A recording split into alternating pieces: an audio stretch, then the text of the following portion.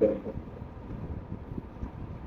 بعد فأعوذ بالله من الشيطان الرجيم بسم الله الرحمن الرحيم إن الدين عند الله الإسلام وما اختلف الذين أوتوا الكتاب إلا من بعد ما جاءهم العلم بغيا بينهم ومن يكفر بآيات الله فإن الله سريع الحساب صدق الله العظيم۔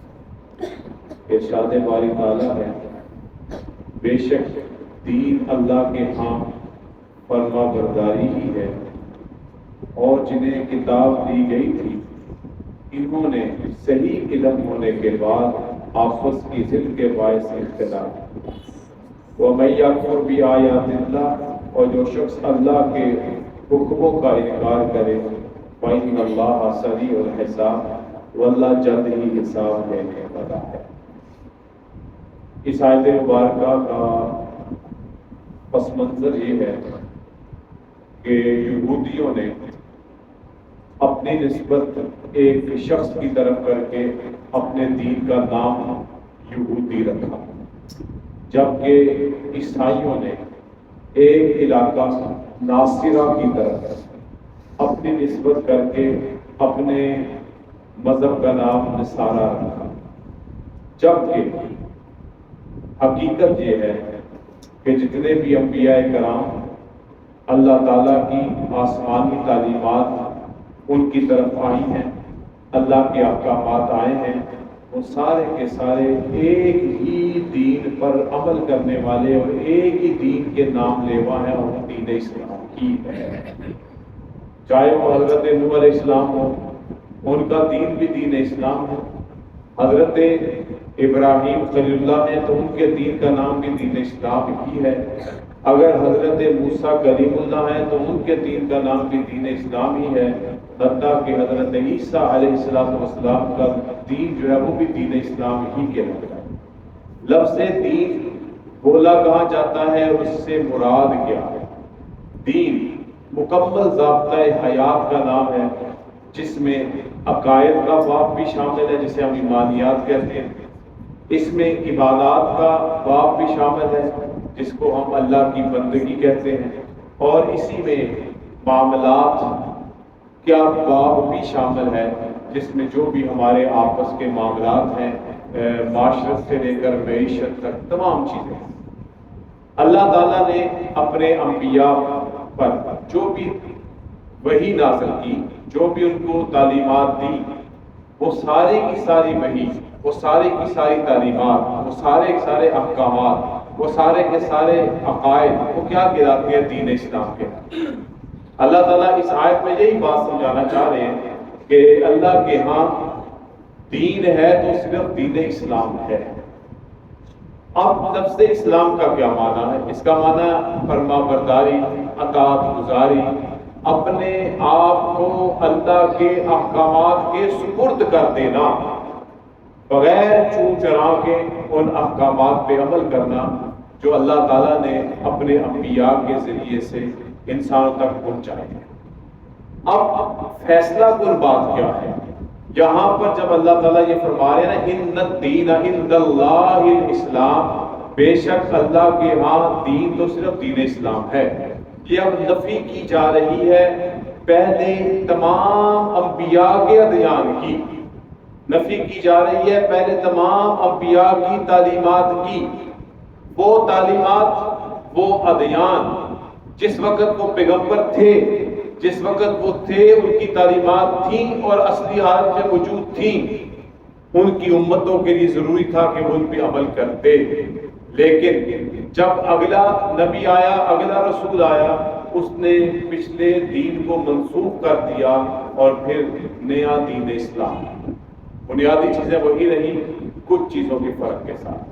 جب نبی آخر الزمان حضور اکرم صلی اللہ علیہ وسلم خاتم النبیین دنیا میں تشریف لائے اور وحی کا آغاز ہوا، احکامات اور تعلیمات کا آغاز ہوا، تو دین اسلام نے پچھلے تمام انبیاء کے ادیان کو منسوخ کر دیا۔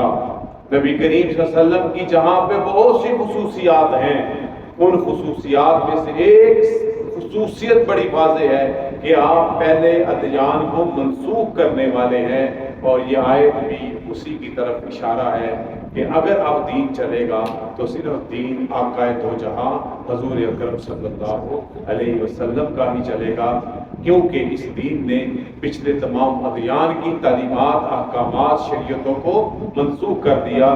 ایک دوسرے مقام پر بلکہ سورہ آل عمران کی آیت ہے وَمَن يَبْتَغِ غَيْرَ الْإِسْلَامَ دِينًا، جو اسلام کے علاوہ کسی اور دین کی پیروی کرے گا، اس کی کھوج میں لگے گا، اس کی تلاش میں لگے گا، فَلَن يُقْبَلَ مِنْهُ، اس سے وہ قبول نہیں کیا جائے گا۔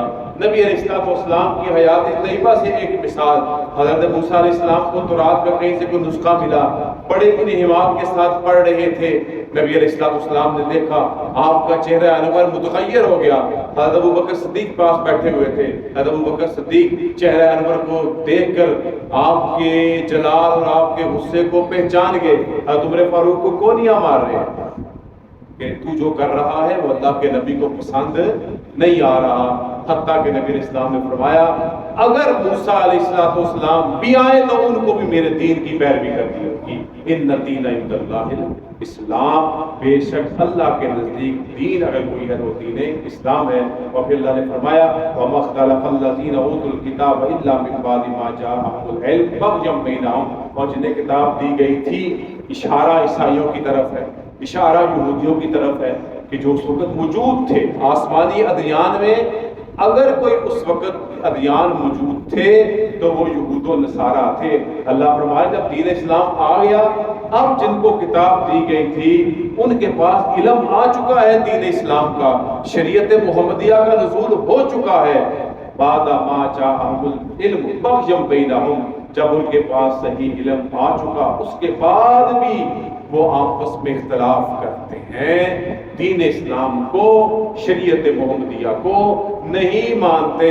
حالانکہ میں نے پچھلی 2 دروس میں ایک مثال دی آپ کو عیسائیوں کی، نجران کے عیسائی، ان میں سے ان کے ایک سردار نے کیا کہا تھا کہ یار نبی علیہ السلام کے بارے میں کچھ نہ کہو، یہ اللہ کے سچے نبی، ایمان کیوں نہیں لا رہے؟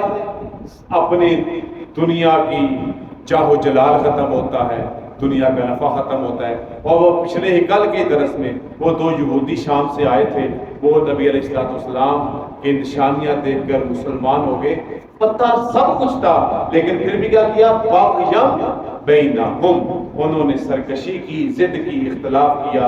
اور پھر اللہ ایک واضح حکم فرما رہے ہیں وَمَن يَكْفُرْ بِآيَاتِ اللَّهِ، جو شخص اللہ کے حکم کا انکار کرے فَإِنَّ اللَّهَ سَرِيعُ الْحِسَابِ، بس اللہ جلد حساب لینے والا ہے۔ ہم اہل اسلام کے لیے بھی اس طرف ایک بڑا واضح اشارہ ہے جس کو تفسیر ماجدی نے نقل کیا ہے۔ دین اسلام کے آ جانے کے بعد نہ کوئی الہاد والا چلے گا اور نہ کوئی انسانی حقوق کا نام لیوا چلے گا، صرف چلے گا تو دین محمدیہ صلی اللہ علیہ وسلم چلے گا۔ اللہ تعالیٰ ہمیں اسی پر قائم فرمائے، اسی پر موت فرمائے۔ وآخر دعوانا الحمدللہ رب العالمین، الحمدللہ رب العالمین، والصلاة والسلام علی رسول الکریم۔